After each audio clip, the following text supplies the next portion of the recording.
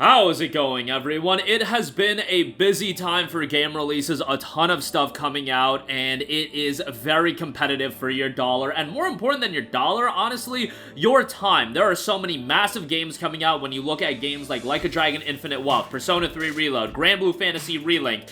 People are now playing Helldivers 2. Helldivers 2 is going to be a game I think a lot of people sink a lot of time into. Palworld, a lot of people sunk a lot of time into that, so on and so forth. Enshrouded came out, and that's a game that did really well, but is quite a bit of a time investment. And come next week, finally, we will have the release of a game that has been in development for seemingly eons, and that is Ubisoft's Skull and Bones. Yes, we are taking the naval combat and we are parlaying it into its entire game as a major live service release, and it is out next week. However, you can play the game free right now as a part of its open beta period. Want to talk about that, want to talk about some of the general information about the game, and want to get your guys' consensus opinion, the general opinion coming from my audience, and hopefully some people that are playing the game leading into its release next week. I do want to kind of get the temperature in the room as far as the excitement level of the game, because guys, really happy to see Palworld pop off, happy to see Enshrouded pop off, happy to see Helldivers 2, issues aside, it is popping off from a player-based standpoint. All of these games to different degrees. You look at Palworld, that's been north of 2 million players at one point.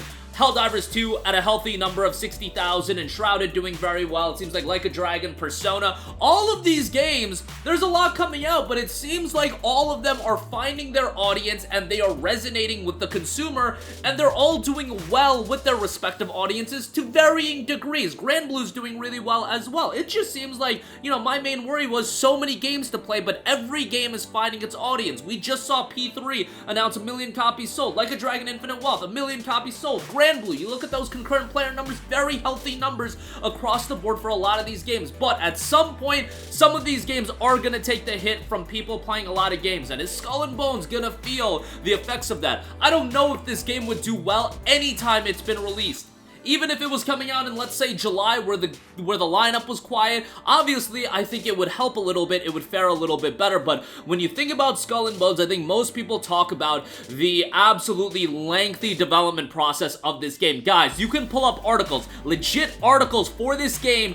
Skull and Bones announced for a 2019 release. Yes, 2019. Can you think of all of the things that have happened since 2019? We're talking about pulling articles back up from, you know, early 2019 or late 2018 that were announcing Skull and Bones for a 2019 release. Think about how the world has changed since 2019, 2018. We went through the damn world shutting down in that period, and we came out of that as well. How insane is it that this game has been pushed back over and over again? And it brings a lot of comparisons to another Ubisoft property in Beyond Good and Evil 2, but Skull and Bones is actually coming out next week, and again, you can play the game free right now. However, this is a game that I think from a visibility standpoint is going to face a lot of issues, and I don't think Ubisoft is doing this game any favors with how they are handling the release of this game. First of all, the game is employing a lot of your typical Ubisoft gimmicks. It's a $70 release, okay, it's a live service game, $70 live service, battle passes included. We just saw Suicide Squad come out, and that is obviously gonna rub people the wrong way. It's, okay, $70 release. You're doing the early access gimmick into this game as well. You've got this beta running from February 8th to the 11th, but guess what? You want to play the official release a little bit early, quote-unquote early, go buy that premium edition and you'll get it 3 days early. Guys, this is something that Ubisoft, I believe, is going to be doing going forward with all of their game releases, because a big part of Ubisoft game releases when it comes to PC is to incentivize people to now sign up to their Ubisoft subscription service, $18 a month, and it gives you the highest end edition of all of these games coming out, incentivizing people, being like, hey, $18 a month and you're getting access to these games. So the early access gimmick when it comes to Ubisoft, it's here to stay. I really think every game going forward, whether it be Star Wars Outlaws, whether it be Assassin's Creed Red, both of those games look to be coming out in 2024. I think the early access gimmick is going to be here to stay. That's just a bummer. A lot of publishers are doing it. Let's not say it's just the Ubisoft thing again. Suicide Squad just did it. You've got other publishers doing wild things like a Dragon Infinite Wealth and New Game Plus. We've been been through that song and dance, but expect all of these publishers across the board to get a little bit crafty with how they promote these premium editions, and they're not even getting a little bit crafty. This is something that's been done several times in terms of early access for the premium edition of the game. We'll talk about the premium edition contents in a little bit, but again, with the release of this game, and live service games in general, what have I said in previous videos? And we will say this ad nauseum whenever one of these games come out. You gotta do everything in your power for visibility of these games to be as high as they can. You need a player base. Skull and Bones isn't a console seller. The service is Skull and Bones. Sure, it is a $60, $70 game, but on top of that, it does have all of those live service elements embroiled into it. So you want people to spend that $70 and you want them to be attached to the experience, and you want a game like this to have a healthy community and you want it to be as visible as possible. Well, I think not releasing it on Steam is already shooting yourself in the foot. This is a Ubisoft Uplay exclusive release, Ubisoft Connect exclusive release. I understand why Ubisoft is doing it. There's a lot of moving parts with this, but most importantly, they are trying to pop off with this subscription service that is Ubisoft Plus. They dropped it on Xbox. Who knows if it'll come to PlayStation, but that is one of their main priorities right now, where they want to get this subscription service going, and I understand that from their lens, a subscription service is a very, very attractive model, and Microsoft is doing the same thing, but Microsoft at the same time is releasing all their games on Steam as well, and for a game like Skull and Bones, you're shooting yourself in the foot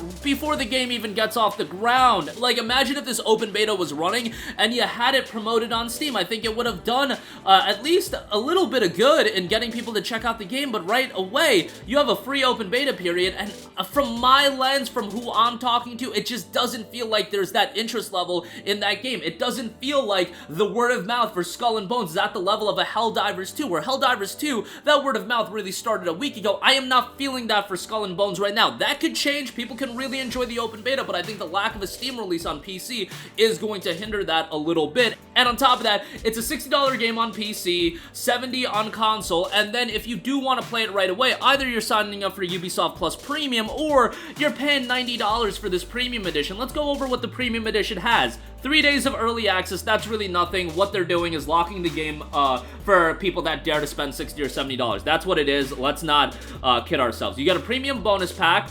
Includes the Ballad of Bloody Bones collection with the Bloody Bones Captain outfit and Ashen Corsair ship set with 11 different ship vanity items, okay. 2 extra missions, fine. The Ashen Corsair, follow the trail of a legendary cursed ship, and the Bloody Bones Legacy, uncover the truth behind a pirate legend, complete the mission, and unlock the Death's Hand pet as well. A lot of in-game item stuff, but the extra missions is a bummer. Art book soundtrack, useless. Smuggler Pass token unlocks a premium battle pass and additional content usable when a new season releases. And they've already outlined year 1 content for the game, but man, not a big fan of premium title releases, $60, $70 games, early access gimmick, and the battle pass. That is the ultimate trifecta. $70, early access gimmick baked in, battle pass baked in. That's when you know, okay, they are trying all they can do to get as much revenue from it. Like, usually it'll be 2 out of the 3. It'll be a $70 release, maybe early access. It'll be a cheaper game, it'll have battle passes, but it will also have the early access gimmick. It's usually not all 3. When you get all 3 for a game, that's when I'm like, alright, brother, I see what you're doing. Suicide Squad, it was all 3 as well. $70, early access, and the premium battle passes. I'm not a big fan of that, and I don't think anybody should be a big fan of that.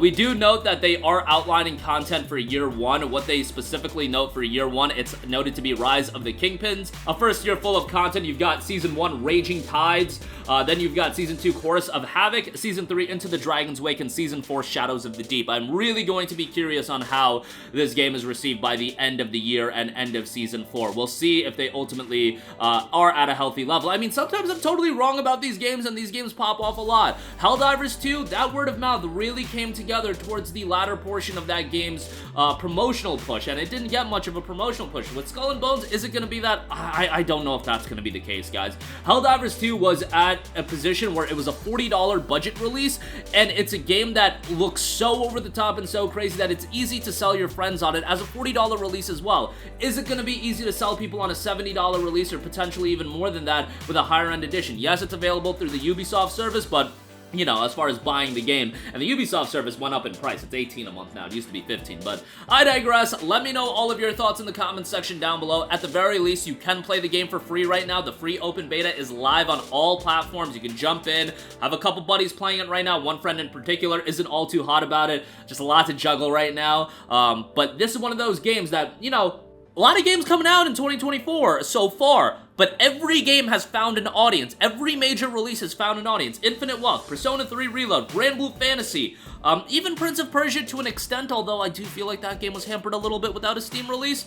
Last of Us Part 2 Remastered was a remaster, whatever. Pal World, Enshrouded, like, these games are doing well, and Helldivers 2. It seems like they can all coexist as long as the quality level is at a certain level. Is Skull and Bones going to be able to do well? I think it's going to be a case of it doesn't matter the games coming out around the same time. It's more of an issue of the game itself, but also at the same time, Ubisoft's gotta get this game out, and I think it's more of an issue of we gotta get this game out before the fiscal year wraps up, and, you know, delaying the game again, like, at that point, come on, man, like, again, 2019 is when this game was scheduled to come out. It's been 5 years since 2019. It's insane to think about, but the game has been quite a whirlwind, to say the least, and it'll be interesting to see if Beyond Good and Evil 2 ever sees the light of day. Probably won't, but that'll do it for me. Again, your thoughts down below. Thank you for watching, and goodbye.